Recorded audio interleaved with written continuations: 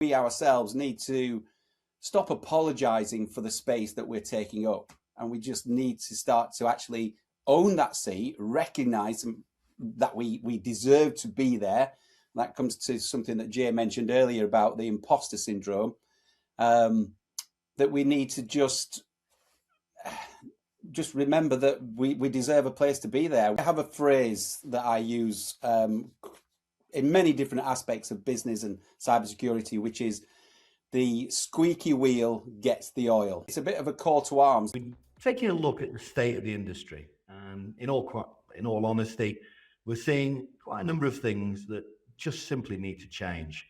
Imposter syndrome, the invisible hero problem, the London bubble, pay to play, conference fatigue, windowless halls and endless sales pitches. This particular conference, they said, and for you to stand on stage in front of these 500-600 people, it's going to cost you £15,000.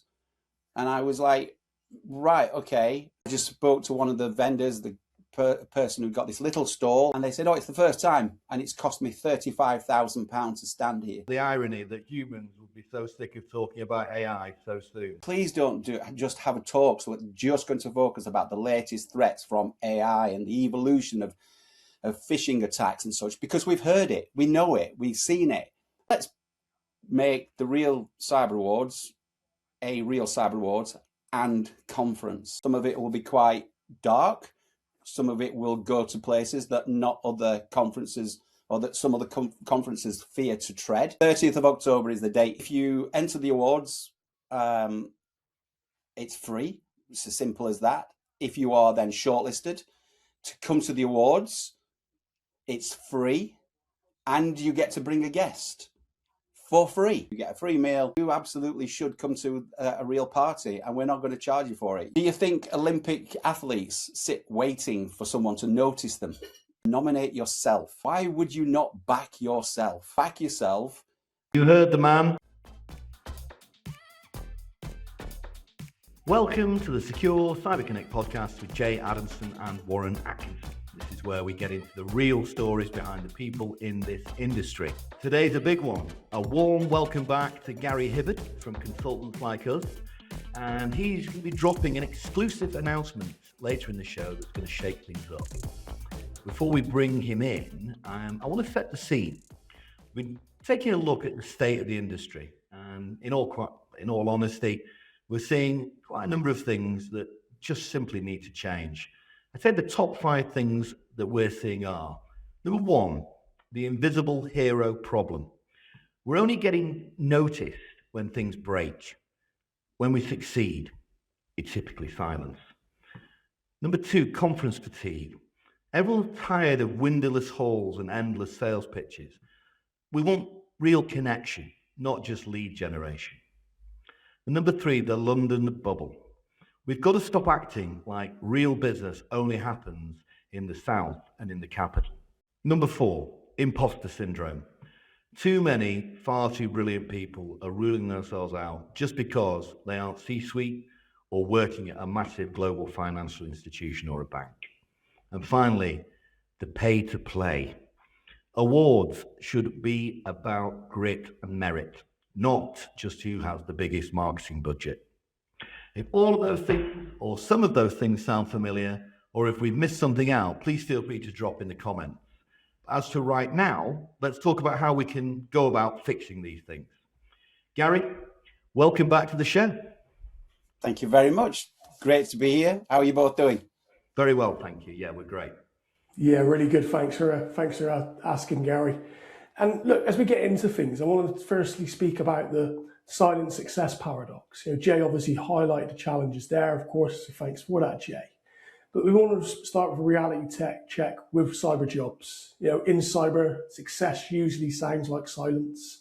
And if you are doing your job perfectly, no one does notice it. And it's very rare that those that are in the industry are rewarded for that. And of course, Gary, you talk with a lot of community members. You're out in the field, traveling internationally. Why is it so critical right now that we stop just working and take a moment to pause, to make sense of the noise and the people around us that keep us safe? That's a great question. I think there's a lot in there. The silence paradox.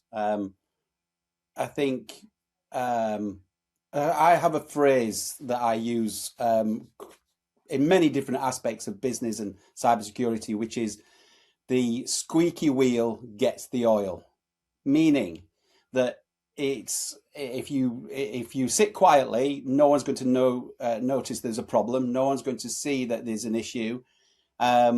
Whereas the squeaky wheel, everyone notices it, and therefore people pay attention to it, and then will address it. So if you just take only one thing from what I'm about to say, is that phrase: the squeaky wheel gets the oil. And we need to, there's a couple of things in here, which is we need to do this more because we deserve to be heard. I think there's been a renaissance of cybersecurity and data protection practitioners, or for cybersecurity and data protection and information security practitioners.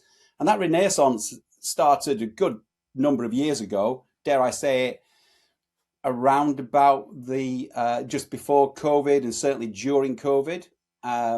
And we now have a seat at the big table. We now have a seat at the board table, at the senior leadership teams, and they want to hear from us, our expertise. So it's a little bit, it's a bit of a call to arms that we ourselves need to stop apologizing for the space that we're taking up, and we just need to start to actually own that seat, recognize that we deserve to be there. That comes to something that Jay mentioned earlier about the imposter syndrome, that we need to just remember that we deserve a place to be there. We are an integral part of the team, an integral part of business. In fact, doesn't matter what business we talk about, it cannot exist without data. Every business, doesn't matter if you're a hairdresser, all the way through to a multinational bank or manufacturer. Anyone and everything relies upon data, and the protection of that data or the exposure of that data is absolutely crucial. It's vital. So why shouldn't we be proud of what we do and what we can do, what we can achieve, and stop being so humble. Stop. I know people say, "Oh, I can't, I couldn't possibly do that, or it's not for me." And it's like, actually, you've got great skills. You've got great services and products. Bring them to the fore. Let people know about them. So as ever, a long answer to a short question. We need to just recognize our space and make sure that we get the oil. So there you go. Wise words, wise words. And look, one of the points we raised was I guess the connection gap. We all know the importance of community and events, and the importance of trying to fix that connection gap, as we call it, the isolation issues, by coming together at these things. But I think we're all more than aware that conference fatigue is definitely a real thing. And I think people are increasingly sick and tired of walking around big, vast, neon-lit halls, getting pitched all day by endless vendors and leaving, feeling utterly drained. Why do you think that the standard industry events are failing to give people that deep sense of community and connection that they actually crave, and why they're going to these things more often than not, and what's missing? There's a number of things in there, so apologies if I don't hone in on some of the areas that you want to go in, and draw me back if I don't. I think it's a tried and tested model that's been done for many years. I'm not going to call out any one specific conference, but they weren't designed to be communities. They weren't designed for that aspect. So of course, people go along, and you still hear people say, "Oh, I like to go to this particular conference because I know I'm going to bump into this group of people or these companies, and I know that they're always there. They're always exhibit at that particular conference." And it's almost like these are the parties to be seen at. And but without any real substance or heart to them, because they are set up to be just a sales event. And because the people putting on the conferences aren't passionate about the topic, because it's a money-making exercise, everything is sponsored. And I understand that. We understand the commercials around it. It's important. But when, and this is not in, and I'm going to talk about something now which is not cybersecurity related or specific, but I was asked to go and speak at a conference, or I was offered to go and speak at a conference. And this particular conference, they said, and for you to stand on stage in front of these 500-600 people, it's going to cost you £15,000. And I was like, right, okay. Now, I'm a small consultancy. Clearly, that's a way out of my budget. But some organisations will pay that. So quite rightly and understandably, to get the value out of that £15,000, guess what they're going to do? They're going to stand on stage. They're going to try and sell you stuff. And even exhibitors. I was at a conference last year, again, not a cybersecurity one. It was a business kind of event. And again, it was a prestigious event location. And I just spoke to one of the vendors, the person who got this little stall. It was probably about 8 feet by 8 feet. And I just said, how's it going? Is it your first time here? Have you been here before? And they said, oh, it's the first time. And it's cost me £35,000 to stand here. So is it any wonder that as you walk down those corridors, past all the people standing up there, that they're going to be thrusting all the leaflets at you, and the pens and the pads and the squidges or whatever else is. So it's a commercial imperative. So they're not set up to be community led. They're meant to be a commercial enterprise. And if you recognize that, then it kind of, the veneer soon shatters and falls away, and you start to see it for exactly what it is. It's a commercial enterprise. So yeah, but did you asked about as well about what are they doing wrong? I think it is that. It's just that they're just seeing it as a commercial entity rather than it being a real opportunity to bring the community together. Needs to be a bit more of a balance, doesn't there, really? I think you're right. I mean, it is exactly that. It's a commercial formula. People have to, try and justify the spend and try and recoup some ROI. But I think that it is finding some balance and maybe introducing more of a community-led approach to the events as well, and trying to get it at least maybe 60-40 or something like that. Because I think just having, like a breakout area here and there or whatever, I think it's starting to become quite a challenge for people, really. And I think if what conferences need to start to do is start just recognizing just the diversity of our industry, and I kind of roll my eyes when I say that, because I can't believe that I'm saying that organizations need to start to recognize the diversity when we've been talking about diversity for such a long time. Now, when I'm talking about diversity, I'm not just talking about, diversity in, in genders and such like, but what I'm talking about is diversity of roles. People coming to those conferences aren't just chief information security officers, aren't just chief technology officers. People are coming into this now from all different walks of life and all different levels of the business. And if we want to be more inclusive, then we need to recognize that, and we need to bring people in and make them feel welcome, and not like it's some just old boys network that's been there and been around for such a long time. So we just need to broaden our horizons and start to look at what other conferences are doing and other in other sectors, and see what they do to try and make things a bit more exciting, a little bit more inclusive, not so elitist, shall we say. Yeah, and generally just a bit more immersive, in every way, really. So look, Yeah, moving forward, one of our other points that we touched on obviously was the exclusive reveal, and really wanting to talk about your own reason for being on the pod today, and in terms of talking about the Real Cyber Awards. We know, and obviously the amazing work you've done over the years, that you more than felt that frustration, and I know you've been working tirelessly behind the scenes to try and find a solution and build an answer to it. We're obviously now 2 years on from the last time that we talked about this. Can you exclusively reveal to us today about what's going on with the future of the Real Cyber Awards in 2026?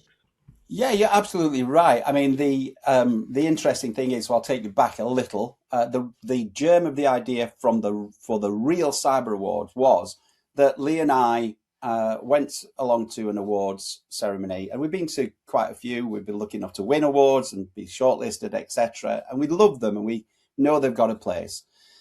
But they always just left us feeling a little bit cold, a little bit soulless. And that's no disrespect to any of the awards that are out there. But, and this is where the name of the Real Cyber Awards came from, because I just sat there and just kept saying, I want to go to a real party. I want to go where there's some real emotion and it feels like you people who are getting these awards really appreciate them and really understand the importance of them and the relevance of them. And it was something with real heart and real grit. So we kept saying this word, it's the real this, the real that. And I just said, well, look, we can't, I'm all for throwing rocks at things, but you can't just sit by the sidelines throwing rocks unless you're willing to get in the arena and actually get your face dirty and get your hands dirty and get in there. So I said, well, look, I'm not going to sit here and just moan at the situation. Let's do our own awards. Let's do an awards up in Yorkshire and we'll make it a real party. So that's what we did. And we ran it for a couple of years. We took a year off last year because we had some other major projects that we needed to work on, but also because we wanted to go back to the drawing board. And this is, I guess, the big exclusive. When we went to many a different conference last year, and we went to many, not just within information security, we went to entrepreneurial events and, the Tony Robbins of the world and, these big arenas and watched lots of expert speakers and various different things. And we just said, well, let's make the Real Cyber Awards a Real Cyber Awards and conference. So we're going to do a conference alongside the awards. So the conference will run during the day, and then there'll be a couple of hours of break where people can go and get their glad rags on, and they can go and then go to the awards. You can go to the day if you want to just go to the day. You can go to the evening if you just want to go to the evening, or you can go to both. But principally, and this is the hard bit really, is without trying to, have a full, Hollywood production, we want to just do something different. So the conference itself, there'll be lots of surprises. I'm not going to reveal anything too much here, but all I will say to you is there's going to be lots of different things. There's going to be different themes. It's not going to be a sell from the stage. There'll be talks about different topics. So again, and this is a call out to anyone who's putting on a conference, with the greatest of respect, we love AI, but please don't just have a talk so it's just going to focus about the latest threats from AI and the evolution of phishing attacks and such, because we've heard it, we know it, we've seen it. And it doesn't matter which angle you may come at, it's still the same topic. So our conference is going to have different aspects. Some of it will be quite dark. Some of it will go to places that not other conferences or that some other conferences fear to tread, because we think it's the honest truth. It's the real situation that we're facing. And there'll be real threats being discussed, but there'll also be real impactful talks and immersive talks to help people who are coming into the industry. So it will help them as much as the seasoned professional to excel in their careers as well. So there'll be different aspects to it. but essentially it's a conference with exhibitors and something a little bit deeper. Sounds incredible. And can you share any dates with our listeners? Of course, we're going to drop some links in the bio, but are there any dates that come to mind? Yeah, so it's the date for everyone's diary is the 30th of October. It's going to be in York, so it's not going to be a London event. We did it for a couple of years in Leeds, and we just decided to again mix things up and to change things up a little. So we're now at the Milner in York, beautiful hotel, very historic, amazing situation where it's literally on top of the train station, which is amazing for travellers and such.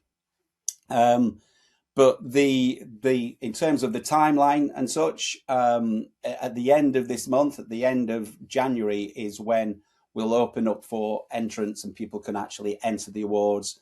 Or if they want to get involved in the awards, if they want to volunteer and be someone who helps during the awards, during the day itself, we're looking for volunteers to be part of the crew that's going to bring this to life. So yeah, again, when people come to us and say, we want to get involved in cybersecurity, how do I get involved in this career? And it's volunteer for something, volunteer for an event, go and help people put on events and such. So I'm hoping we'll have quite a few people volunteering as well. But 30th of October is the date. You need to put it in your diaries.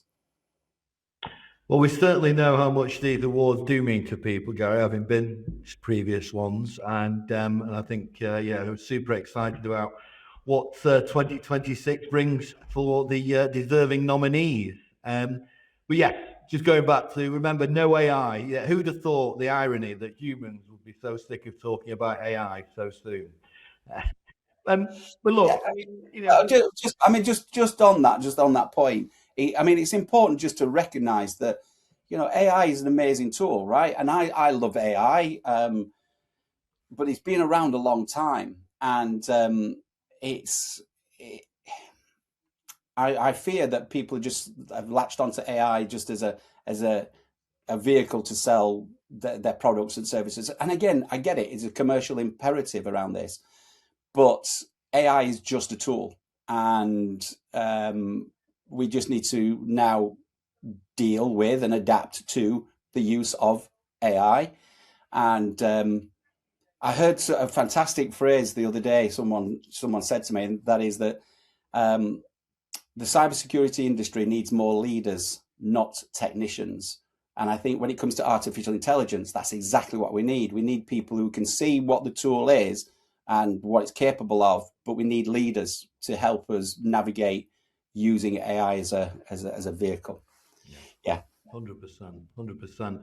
And obviously, as always, we always sort of wrap things up by saying to anyone we have on the pod, if people want to stay connected beyond the episode and want to know more about the awards and of course about consultants like us and yourself and Lee, where can they reach you?